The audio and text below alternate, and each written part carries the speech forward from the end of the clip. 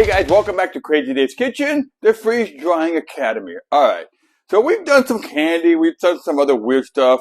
We're going to do something different, and this is called grilled cheese sandwiches. That's right, grilled cheese sandwiches. So you're going to cook up the grilled cheese like you normally would, you know, using your bread, using your cheese and stuff, and we're going to cut it up in quarters.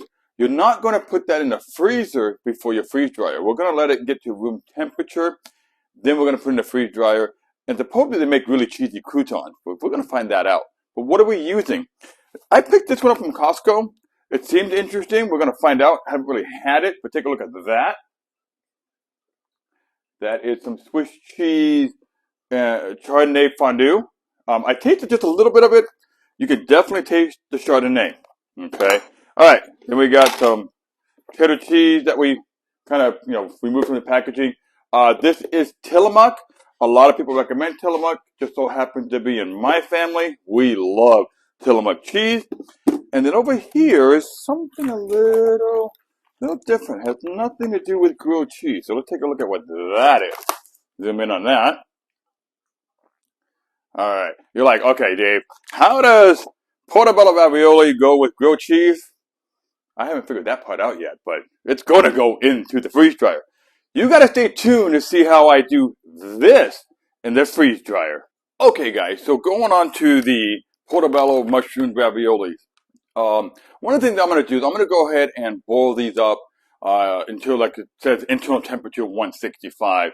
And part of the reason is I've been getting a lot of hate messages from people saying I'm teaching improper food handling, even though there's no meat in here, and most of the time this stuff has already been pre-cooked, okay? And the freeze dryer itself is going to get up to a certain level of temperature, plus it's already going to remove the moisture, okay? So there's really no concern when you're doing stuff like this in the freeze drying environment, but you got to love the haters.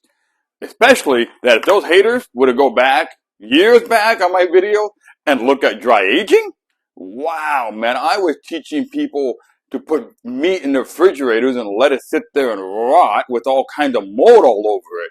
So trust me, they're going to flip out. But I thought you guys would like a little bit of laughter on that. All right, so I'm still going to go ahead and boil these up a little bit. Then I'm going to go ahead and put them back in my regular freezer, okay?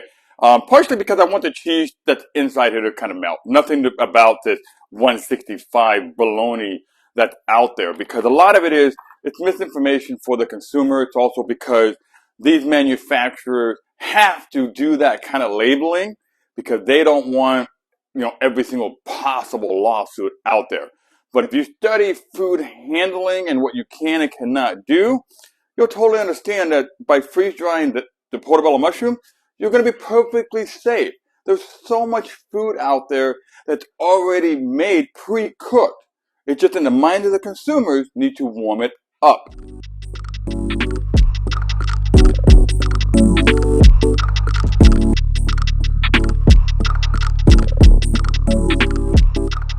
Alright guys, well here they look like. These are the grilled cheese sandwiches that are cut into quarters. And then that third tray over here, let's go ahead and zoom on this one.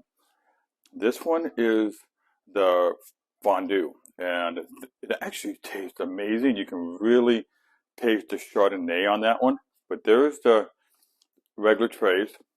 And again, we're just going to let these kind of sit out for a little bit, and then we're going to put them into the freeze dryer. Alright guys, so the raviolis have been put back in the freezer. Remember, I boiled them because, we got the haters out there.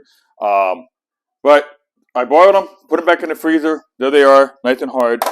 And being Crazy Dave, I'm going to do something crazy, and that is the drill. Alright, I cleaned the bit here. Now, I'm going to show you what I like to do to these raviolis. Go ahead and grab one of these raviolis over here, okay? And what I like to do is I like to just, drill the hole through it. Now watch your fingers and just drill a hole.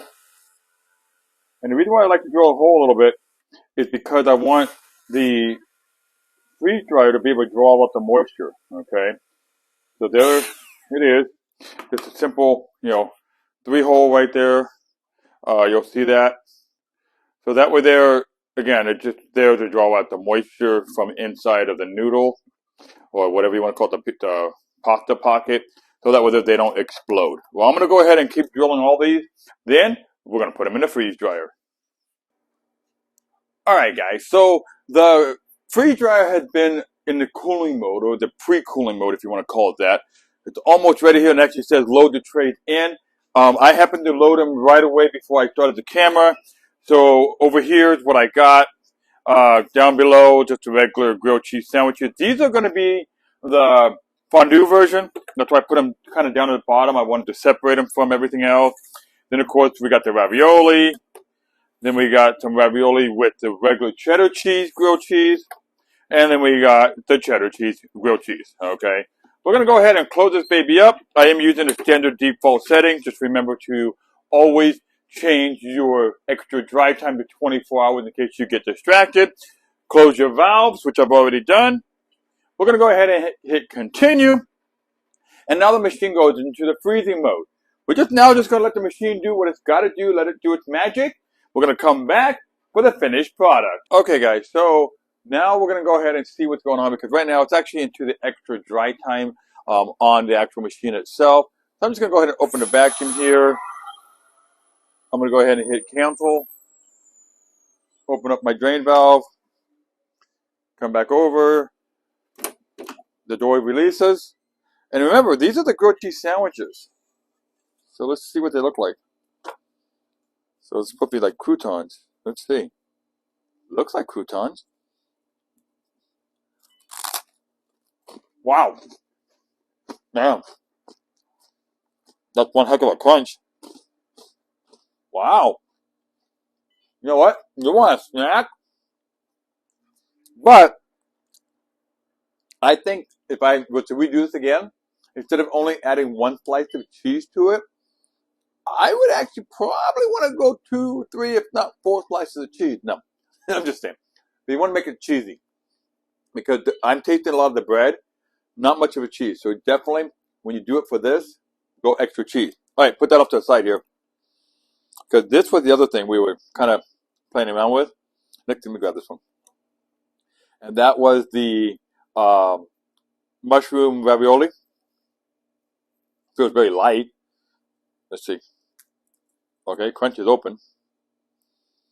Definitely looks, I don't know if you want to zoom in on that. I don't know which way I need to go on the camera here. There, try something here. Let me see. Let's try it.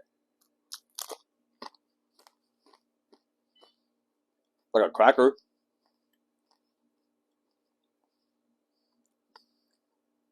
Not getting much mushroom here, but let's see, because I didn't really bite the mushroom. Definitely kind of cool. Ooh, there you go. And I'll get the mushroom.